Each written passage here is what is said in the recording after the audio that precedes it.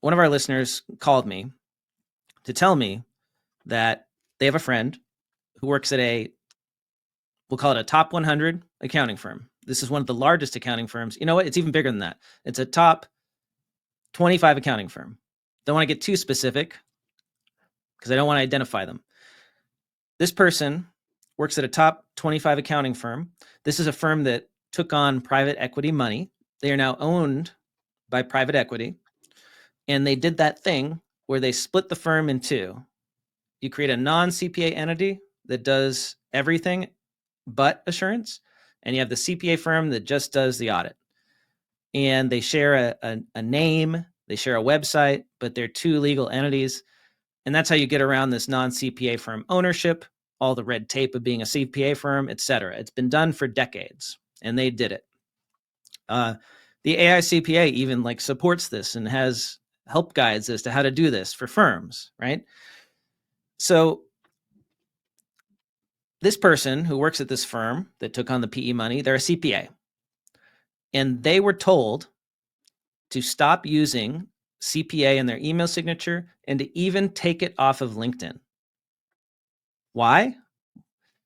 And why would the private equity people do this? It's the private equity people who are driving this. Why would they do this? Well, apparently, at least one state board of accountancy is going after this firm and telling them, your CPAs who work in the non-CPA firm on the consulting and on the tax side, they can't call themselves CPAs anymore in their communications and the way they hold themselves out to the public, because it's going to confuse the public. The public's going to think that your non-CPA firm is a CPA firm, and that is against the law.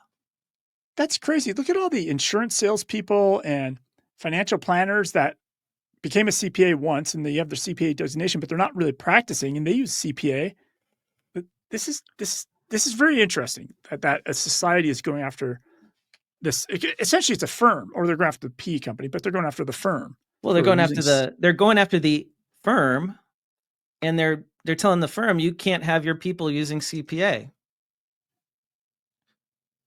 Want to talk about an existential threat to the CPA brand?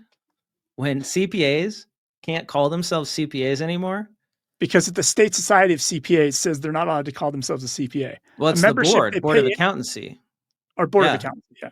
You're paying into these memberships, and you're not getting the representation. Isn't that wild? So I reached out to a number of leaders in our profession to ask them if they know about this and if they have any comment on this. And we got a comment from the president of the AICPA, Mark Koziel. He said, quote, "We support the use of CPA to everyone who has gone through the process of becoming licensed. As I've heard in my listening tour, the passion behind CPA is evident. The CPA and what goes with it, integrity, accountability, objectivity, competence, is the value that we bring to the market, to our clients, and to communities. It's what creates trust in firms of all business models, including alternative practice structures." What does that sound like to you, David? Sounds like Mark Koziel is supporting the use of the CPA by these individuals. But it's not clear to me how this addresses the concern of the Board of Accountancy, which is, well, hey, here you got this firm that now has a non-CPA firm with the same brand name as the CPA firm. So I can kind of see the Board of Accountancy's argument here. It could be misleading. This firm was always a CPA firm. Now suddenly they're not a CPA firm for everything but audit. So the argument is they should put pressure on you, Blake, from using CPA, since we're the accounting podcast.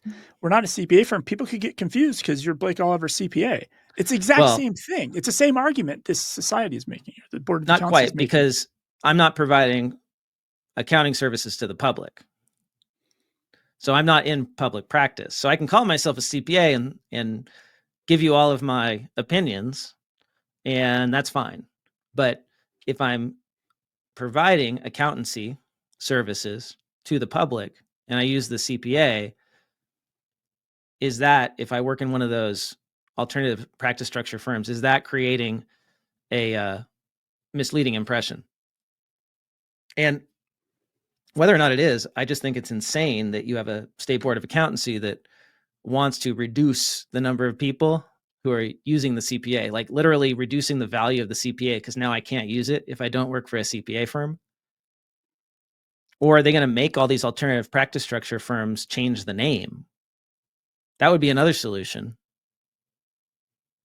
Is you can't use the same name and just say, here's firm name LLC and here's firm name, what are they, LPs? Or they're partnerships, right? A lot of times. At the end of the day, I'm thinking about the market who's buying these accounting services. Do they care? Because right now the market doesn't know the difference. The market, your CPA, they ask you, you must do taxes. Like that's who the consumers of accounting products are. They don't even know what a CPA does. Like they're already confused. Why are they this is not going to add more market confusion. They're not going to mistakenly engage in a consulting engagement because, well, I thought I was getting a CPA for my taxes. That's not going to happen. Is this just a lot of typical, like we have these established agencies that just like to control things at the end of the day? Yeah. Well, I think the boards of accountancy, like they missed the boat on this. They lost their chance. They could have stopped this decades ago, but now it's too late. What are they going to do? The private equity money is coming. The partners who haven't created the partners can't get their managers to want to be partners and buy in. So they're selling out to private equity because that's their only option. So you're not going to stop it. I guess the best thing they could do, well, not the best, but the only thing they could do is they could force these firms to either change their name or just, but here's the thing is the private equity is calling their bluff. Private equity is saying, well, fine, you give us a hassle. We're just not even going to call ourselves CPAs, period. Not even our people who work at our firm are going to be What are you going to do CPAs. about it? At the end of the day, what are they going to do?